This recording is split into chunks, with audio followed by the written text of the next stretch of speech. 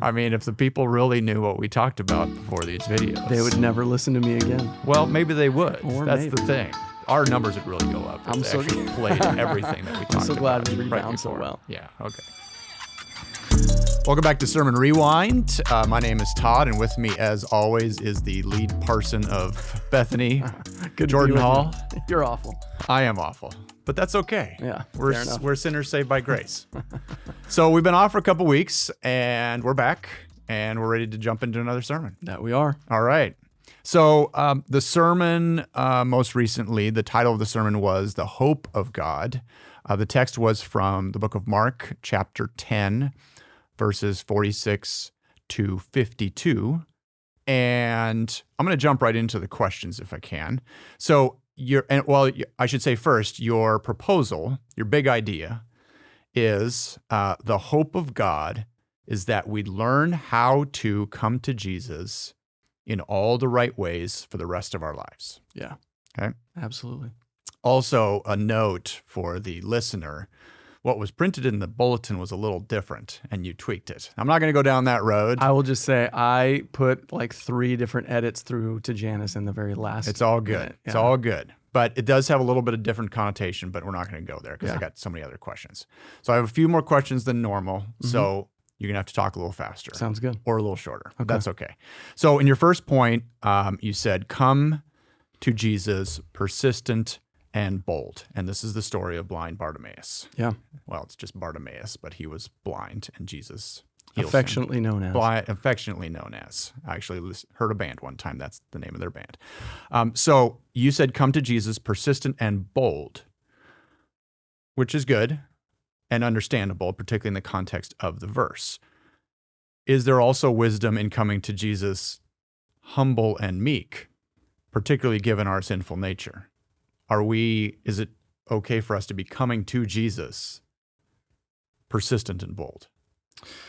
Yeah, I would say it's a grave error on the part of the Christian to assume that persistent and bold is somehow the opposite of humble and meek.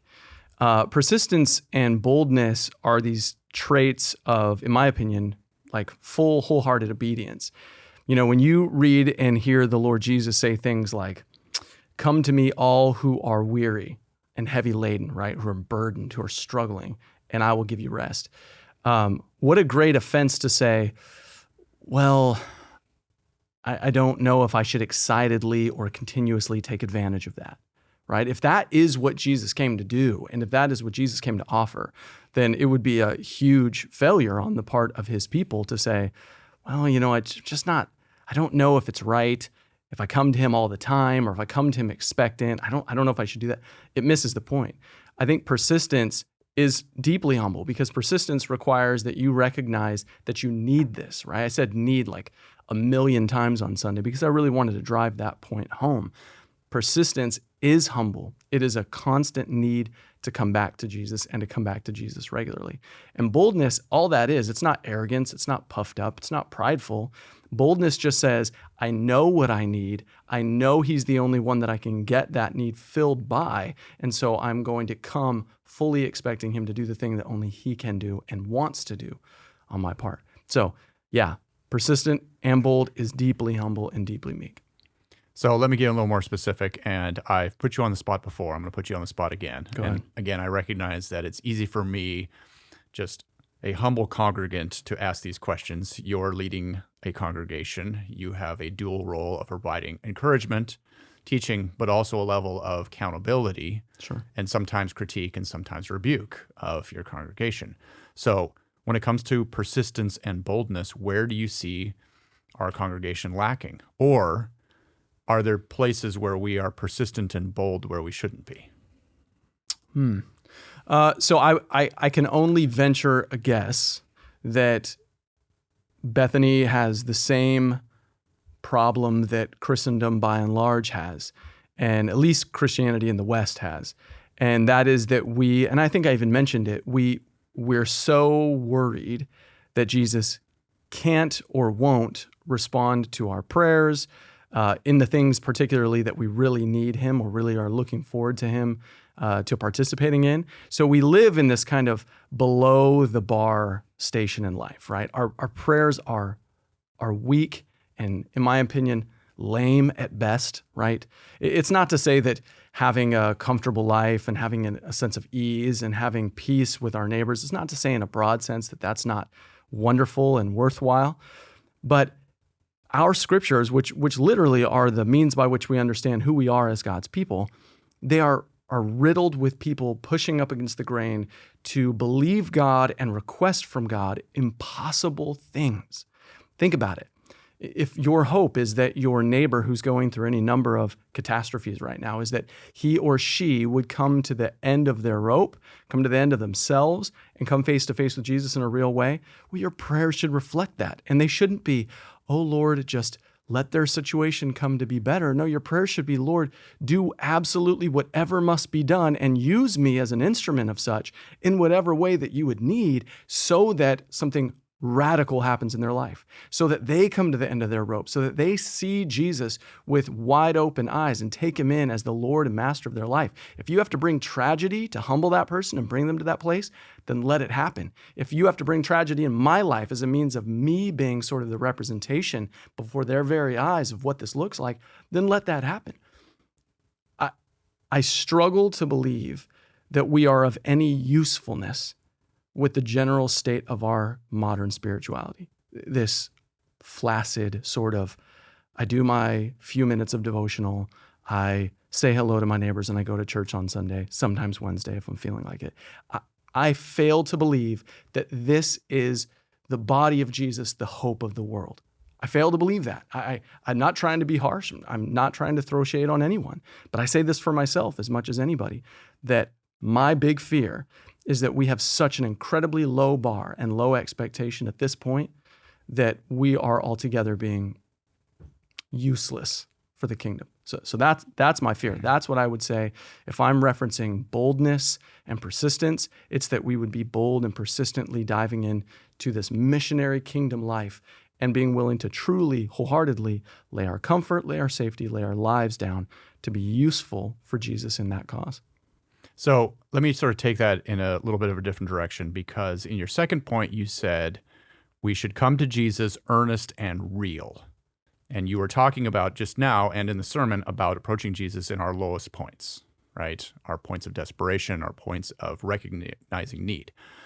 Is there also value in reminding ourselves to approach him when we feel like things are going well? Maybe we have a good job. We have robust physical health. Lots of positive, happy things are going. Is there also a mindset there?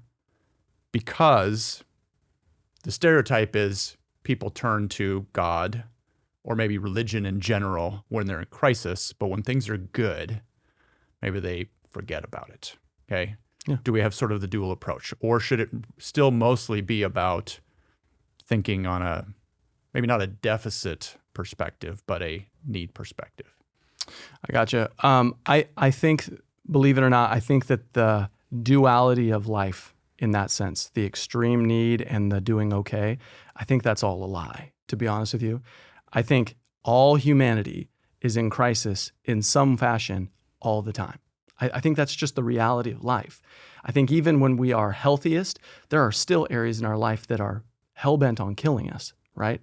I think even when our relationships are the most robust they've ever been, we are still in a position where they're broken and they're fractured on their end or on our end. Sin is crouching behind the door, as it says in Genesis, right? Ready to pounce.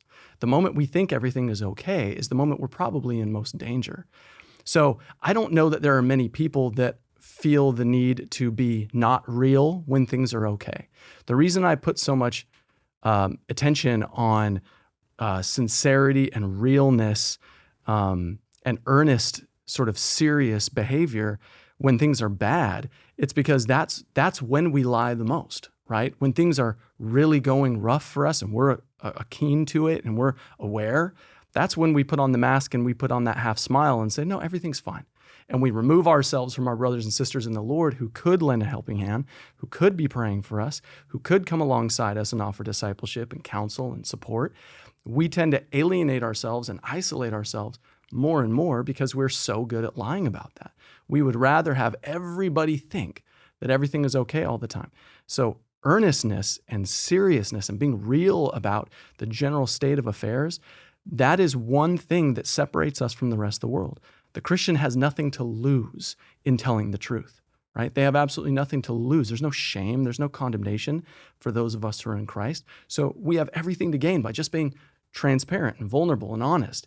And so coming to Jesus regularly, even when everything is okay, and saying, Lord, there is a feeling in my gut, like there are things in my life that are missed. So let's echo the words of King David and say, search me, O God, right? He'd never say that if he knew what it was, but he knew that there were things that must still be in his person that were going unchecked. So let's just be real about that. Let's make a regular habit of going to Jesus that says, everything seems okay, but your word tells me that that's not the case. So show me the areas of weakness that are about to break. Show me the areas of, lacking character where I've become blind to them. Show me the areas where there are hidden sins, where I've maybe now in my own flesh, I now regard them as not such a big deal anymore. So they just go under the radar altogether. Show me these things and then take great offense at them and draw me through your kindness to repent of them and move on. Man, if we would be real, sincere, and ardent about these things, it would just be a very different church. I think it would be. Not just Bethany, but the world over. Yeah. So the story of Bartimaeus it's a spiritual one, and they're all spiritual ones, even though the people involved often make it about the physical. Yeah. Right? Because Jesus says, hey, your faith has healed you. But he's asking for his sight, a physical, earthly challenge for him. Mm-hmm. He could have asked for increase my faith, but he doesn't. He asks for his sight, right? So when we come to Jesus being real, how do we know whether our real is selfish, right? Is more about our worldly needs, worldly desires, worldly comforts. You talked about comfort. Or does that minimize that God has a plan that may be beyond our understanding? You and I have talked about this specifically, right? Yeah. I struggle with a level of chronic back pain. It's not debilitating. I can still do most of my life pretty well, but it doesn't quite go away. I do know and believe that God could heal me instantly. I could wake up tomorrow and never feel any back pain ever again. Mm-hmm. So is it right for me to ask for healing, or is it possible that I should ask for something different? Is it possible that God allows that pain to remain for a reason, whether it be, again, humility, dependence on God, compassion for others who struggle much more than I do? What's the right mindset of approaching Jesus in that regard? Oh, this is obviously just my opinion, right? So I don't know that there is a clear-cut answer that's always right. I would say, however, that when for example, you open up our Bible and you read, again, look at the Psalms, right? Nothing more open and transparent about our humanity than the Psalms.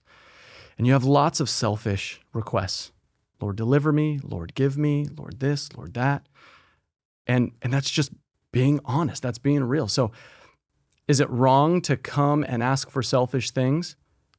I don't know. I don't know that the answer to that is fair to say yes. I don't know that it's fair to say that it's wrong to ask for things that will make you more comfortable, or to ask for things that will give you more ease, or will ask for things that will give you some joy. I don't know that's wrong for any of that. In fact, I would maybe argue on the other side, in the same way that I would always encourage my kids to come and talk to me about things that they long for or want or desire, I would believe that the Lord would want us to ask diligently for those things. I would even argue that it would please the Lord to give them to you, pending that it is good.